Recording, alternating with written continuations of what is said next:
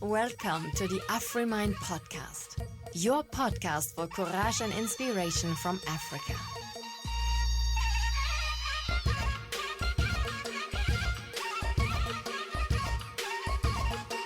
My name is Lena Wendt, and my vision is to tell stories that have the power to change your life.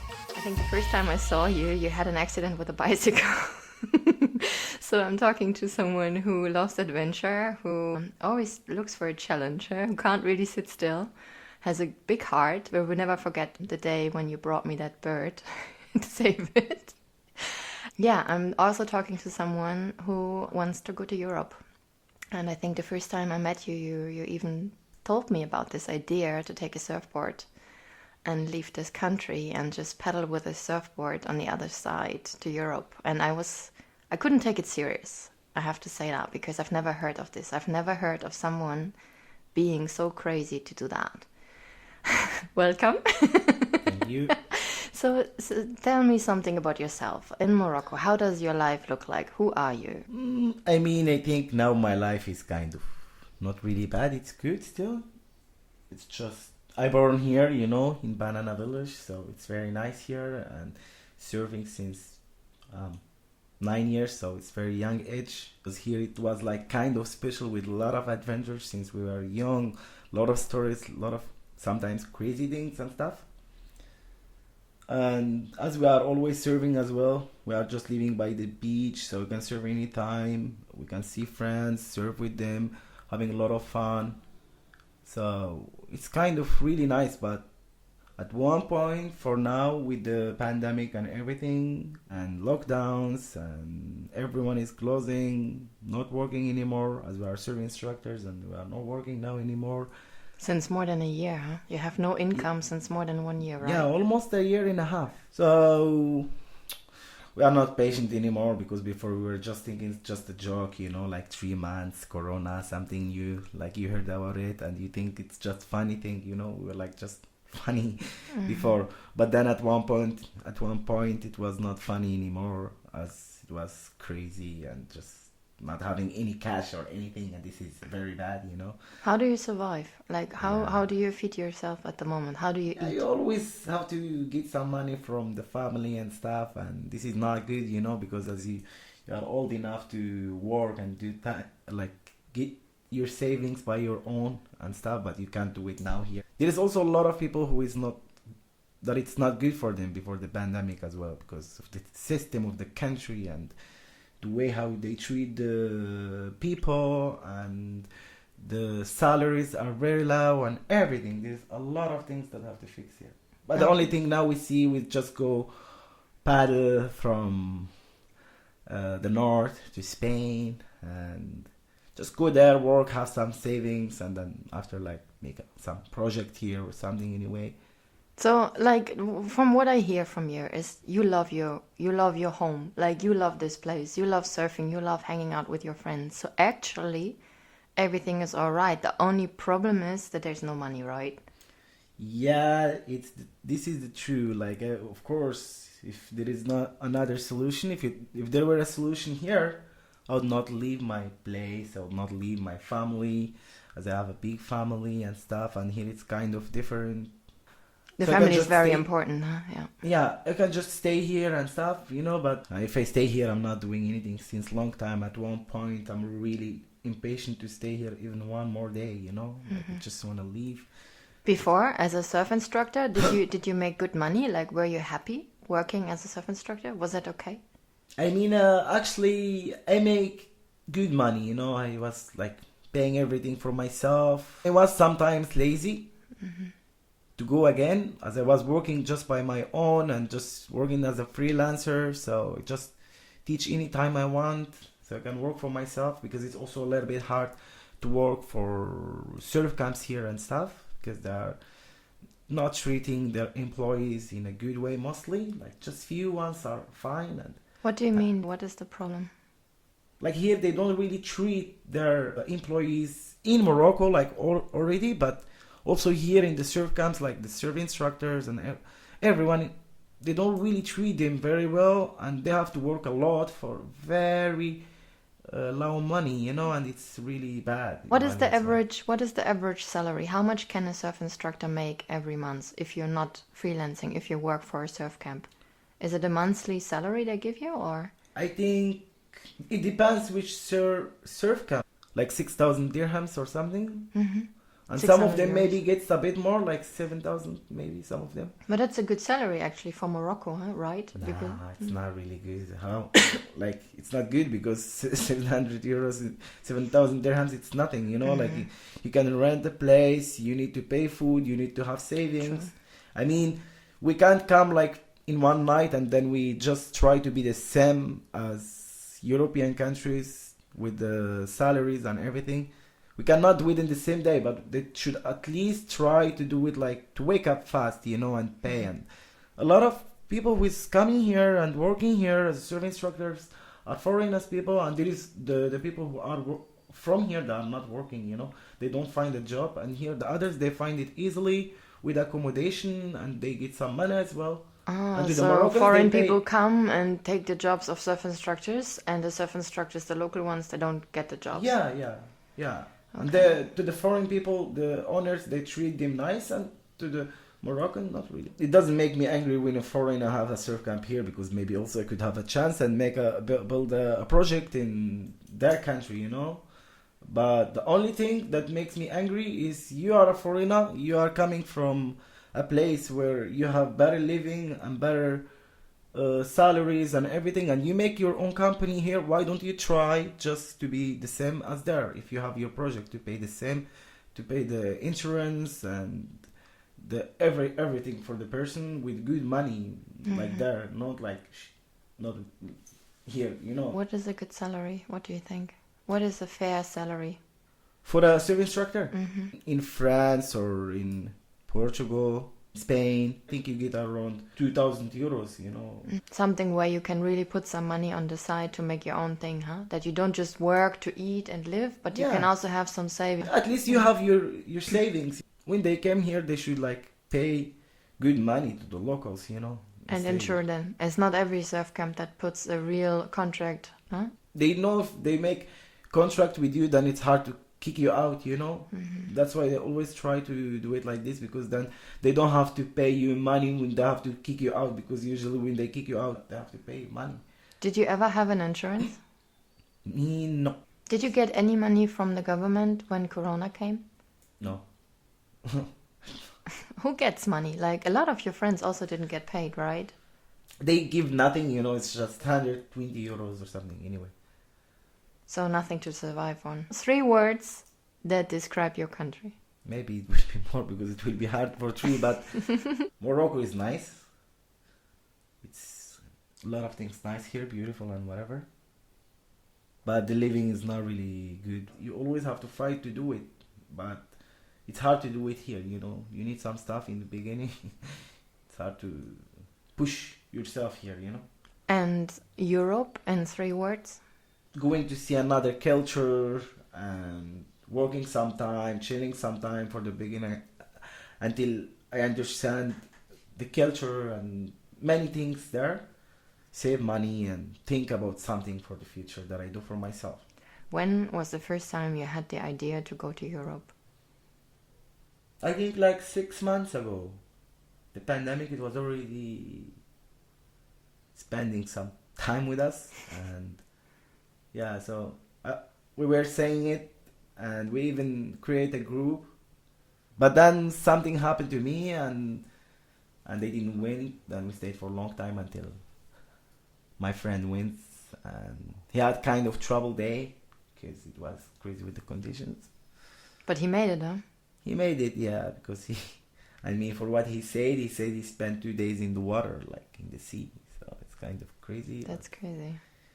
Yeah. But he wasn't going by himself, huh? He was going with another friend, and the other friend was going back, right? So he... Yeah, the other friend went back because when they entered to the water, they couldn't find each other, you know, because just to arrive to the water, you really need to snack a lot, because there's a lot of kind of police or whatever that who cannot lead you to go to the ocean, you know. There are really a lot. They have dogs.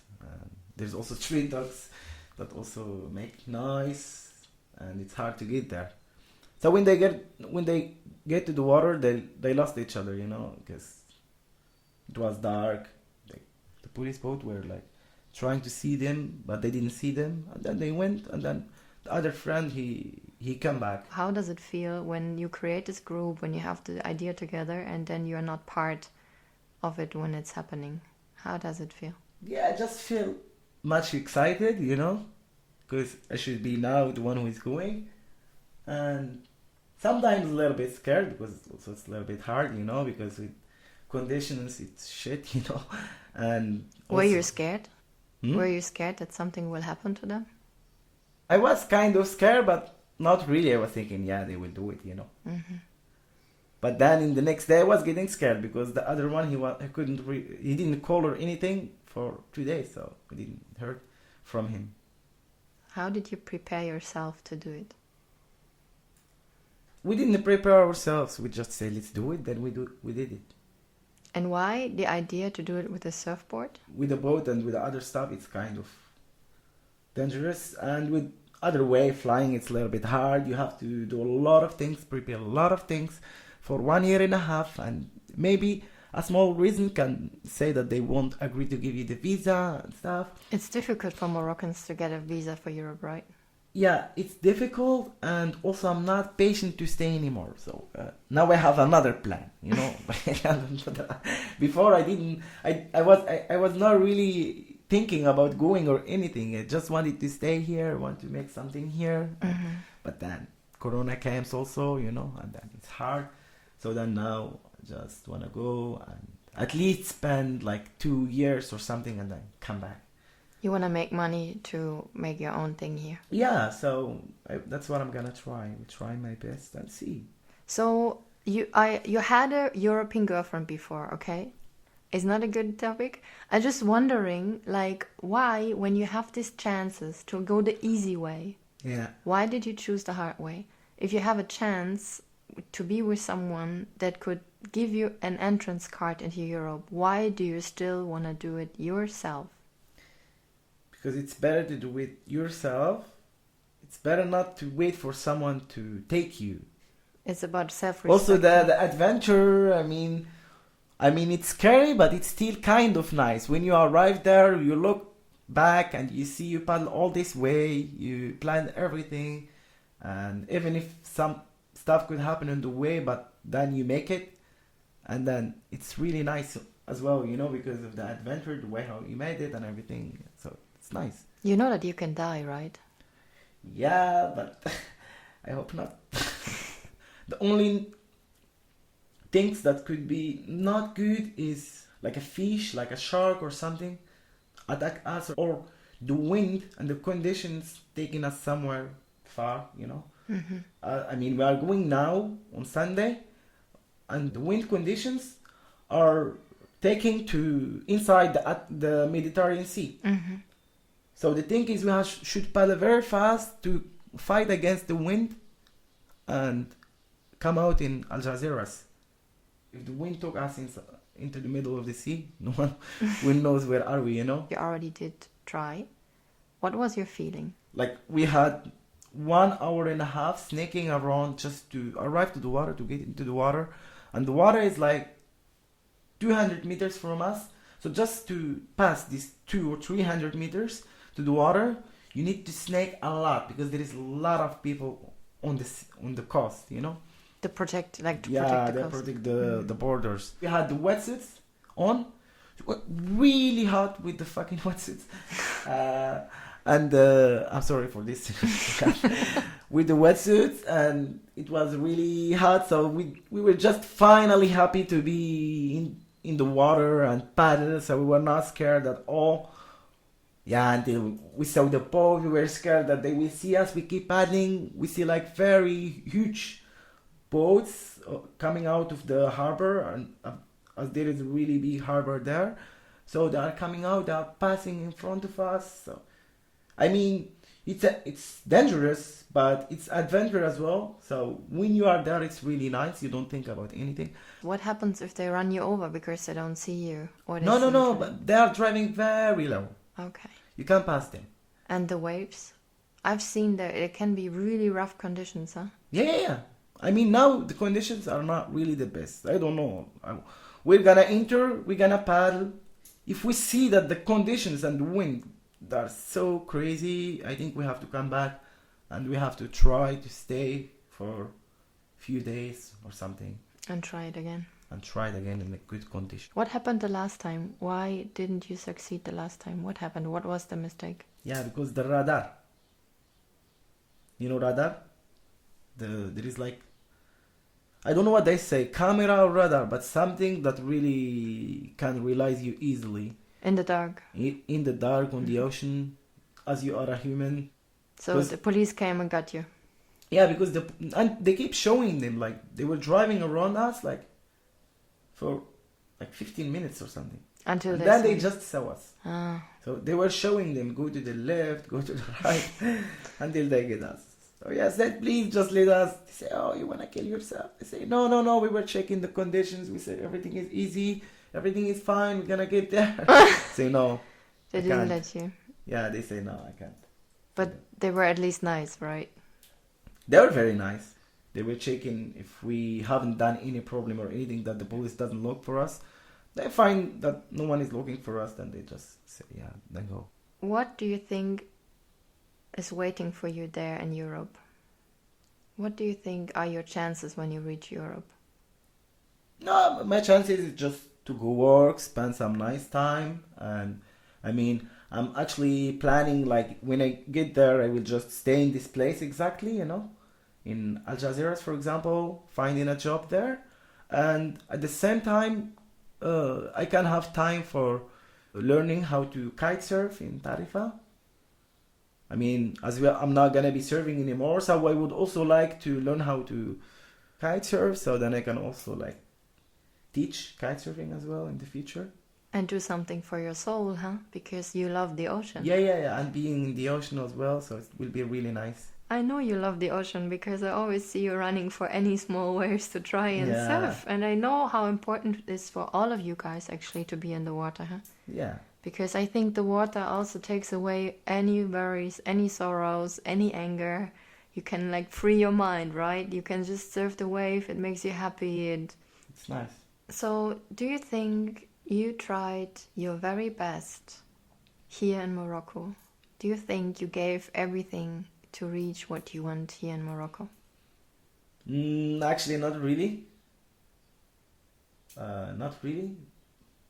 Maybe I have to try still other ways, but I'm not patient anymore, so that's why the only thing I'm thinking about is just to go there. But of course I didn't try really the best here because I should have done it maybe, but it's also hard, you know? It's hard. It's very hard. And you think in Europe it's gonna be easy? I mean, maybe it's gonna be easy, maybe not, but then let's see. Or maybe it's hard, but then you have some savings at least. And maybe I can just stay there for some time and then come back. Or I stay there for a long time. What does your mom say? Oh, she doesn't know. No one knows. No one knows. No. What is gonna happen if something happens to you? Who's gonna tell your mom? I don't know. Let's see. Let's see if it happens. Let's hope. I mean, we're looking forward that nothing's gonna happen, even if it's dangerous. I try to see that it's not gonna happen, nothing, you know, just have to try to make it. What are you gonna do different this time? This time we have to just do it like a bit smarter maybe. But just like paddling next to the city that is under the colonization, Ceuta. And then paddling with this way and then until the middle and then we paddle to the direction of Algeciras. Are you scared? I mean, I don't know yet. I can feel like a bit scared, you know, but when I arrive there, maybe it will be more or will be less. I don't know. I really don't know which feeling I have now, but I will just know which feeling when I'm jumping into the water. What is happiness for you? Happiness? Being happy. Feeling feeling good in your body. You don't need anything. You can do everything by your own, and you're having a good life. And there's happiness. And this happiness, you cannot find it here, right now? No, it's not. So what do you need to be happy? For now, yeah, I need a lot of things, of course. I need to work, I need to save good money, and I need to see myself that I'm developing myself in a good way. But now here you just see everything stop, you don't really develop or anything, so that's why I wanted to do it as an adventure. I'm trying to get there and see how it works. Any message for your mom? Yeah, I hope my mom is gonna be okay, and I'm gonna be okay as well, and they will see her, and I love her so much, and she's really an amazing mom. And yeah, that's what I can say. Just hope everything works. Thank you. You're welcome. I would like to hear from you what you think about today's episode. My friend made it in the end to Europe. It took him another 2 tries. He nearly lost his life.